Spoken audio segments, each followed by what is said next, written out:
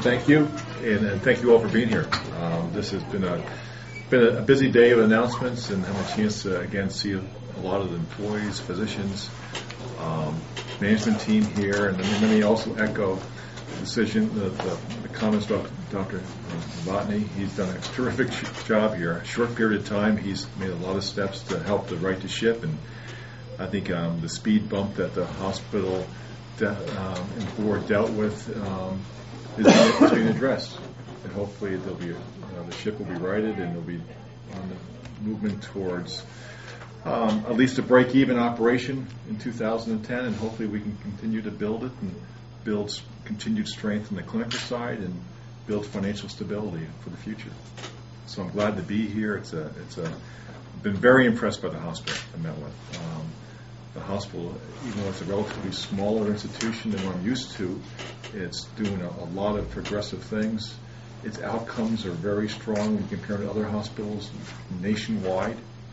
And the medical staff, when you look at the array of specialists we have here and their background and training, it's very impressive. So I'm proud to be associated with the hospital. I'm looking forward to it and working with you. And what was it? What were some of the things? Well, the fact that you have a hospital, and this is one example. A hospital that's about 100 beds, which is a relatively small hospital. And you look at the nursing staff here, and this hospital got designation, national designation. That's what's called a magnet hospital, and only the best hospitals in the country get that designation. About 5% of the hospitals fall under magnet status. And I believe, I may be wrong here, I believe it's the only hospital in Vermont that has that designation.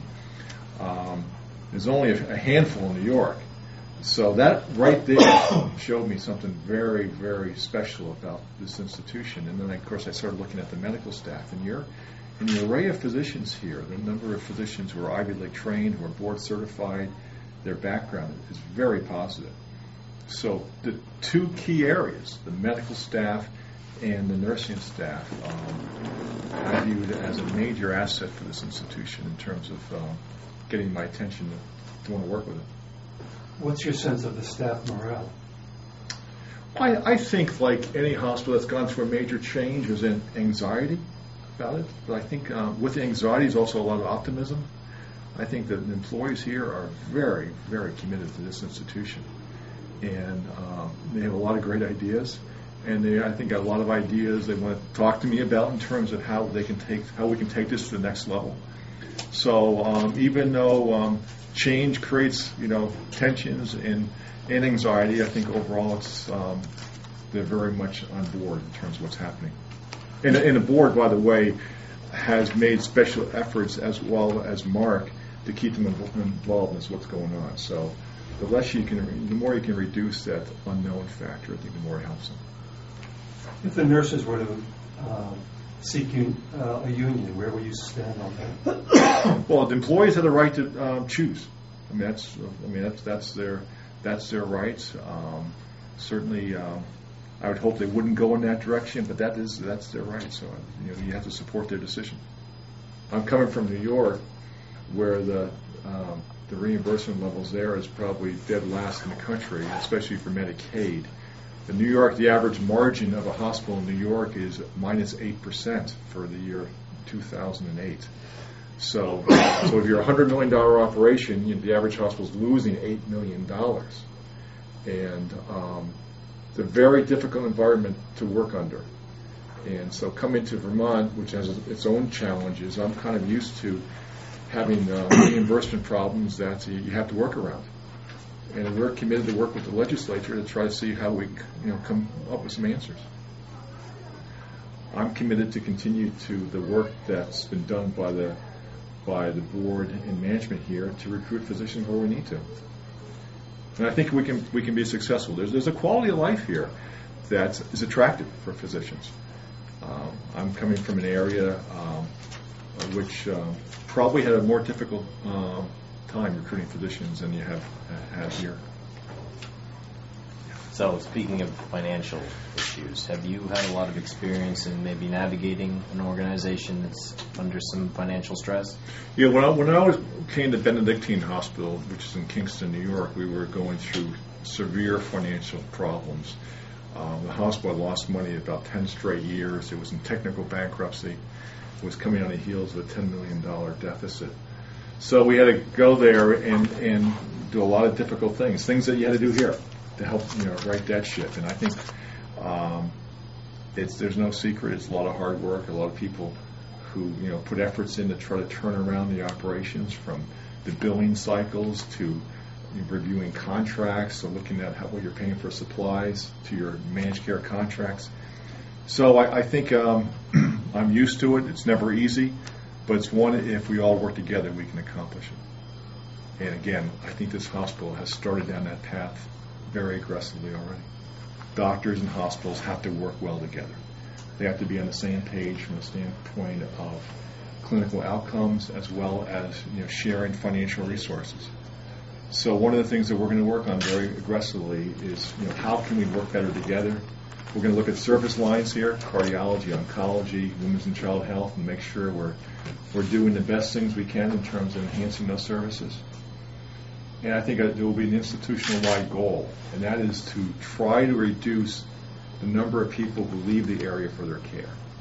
That's called out-migration.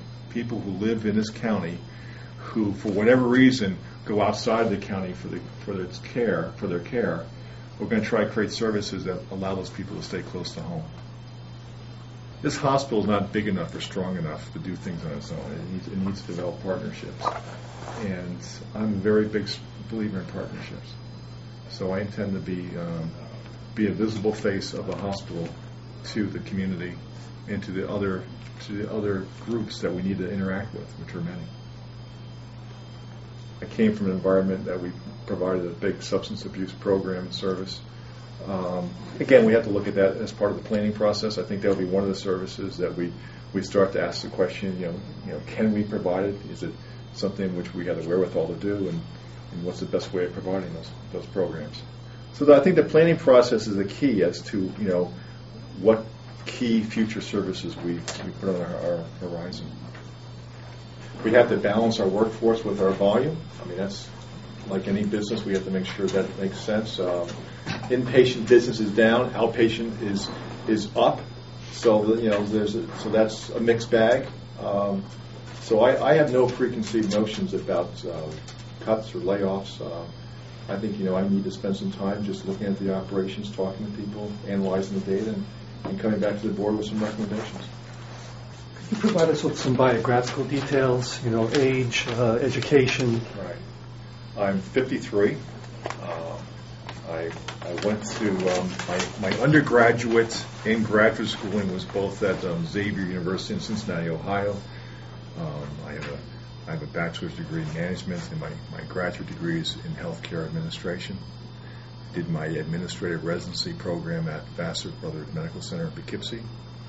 I was hired on by Vassar. I stayed there.